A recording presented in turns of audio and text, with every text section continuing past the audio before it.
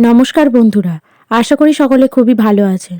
আজ আপনাদের জন্য নিয়ে চলে এসেছি দুর্দান্ত স্বাদের একটি টিফিন আইটেম নিয়ে। ইভিনিং স্ন্যাক্স কিংবা সকালেও এটি ব্রেকফাস্ট হিসেবে খেতে পারেন। দারুণ সুন্দর এই অভিনব রেসিপিটি দেরি না করে শেষ পর্যন্ত দেখতে থাকুন।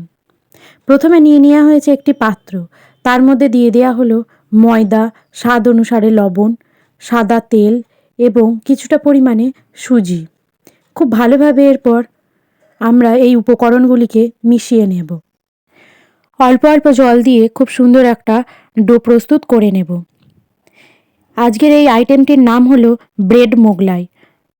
মাটন কিংবা চিকেনের কিমা দিয়ে তো অনেকভাবেই মোগলাই খেয়েছেন, তবে আজকের এই অভিনব পদ্ধতিতে ব্রেড মোগলাইটা একবার খেয়ে দেখবেন।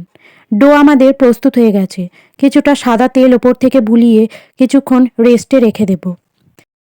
বেশ কিছুক্ষণ পর ডোটা যখন সেট হয়ে যাবে তখন এবার হাতের সাহায্যে মুথে নেব। লেচি কেটে সেখান থেকে গোল গোল কয়েকটি বল কেটে নেব। প্রত্যেকটি বল থেকেই হবে আজকের মোগলাইয়ের রেসিপি। ময়দার মধ্যে ভালো করে কোট করে আমরা এবার বেলে নেব। আপনারা যদি চান তো তেল দিয়েও বেলতে পারেন। যতটা পারবেন পাতলা করে বেলে নেবেন। একটি থালার মধ্যে ময়দা ছিটিয়ে তার উপর রেখে দিলাম যাতে আটকে না যায়। অন্যদিকে তাওয়া গরম হতে দিলাম।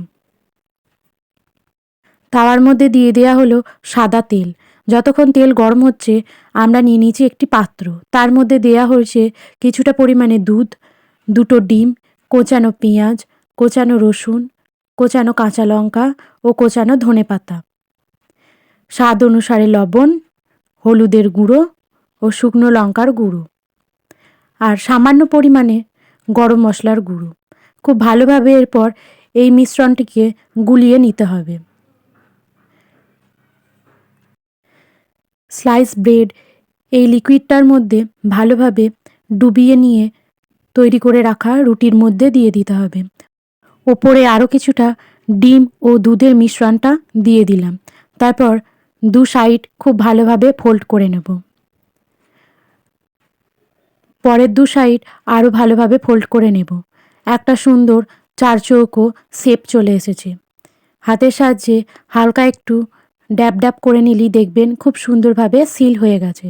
গরম সাদা তেলের মধ্যে এরপর আমরা দু পিঠ খুব ভালোভাবে লাল লাল করে ভেজে নেব। গ্যাসের ফ্লেম অবশ্যই লোতে রাখবেন যাতে ভিতরের ডিম ও পাউরুটি খুব ভালোভাবে কুকড হয়ে যেতে পারে। এক পিঠ ভালোভাবে ভাজা হয়ে গেলে অন্য পিঠ ভাজার জন্য উল্টে দেয়া হলো। দু পিঠই খুন্তির সাহায্যে চেপে চেপে ভালোভাবে ভেজে নিতে হবে।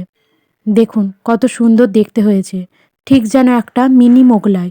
তবে চিকেন বা মাটন দিয়ে নয়, শুধুমাত্র ব্রেড দিয়েই তৈরি হয়ে যাবে এই সুস্বাদু মোগলাইয়ের রেসিপিটি।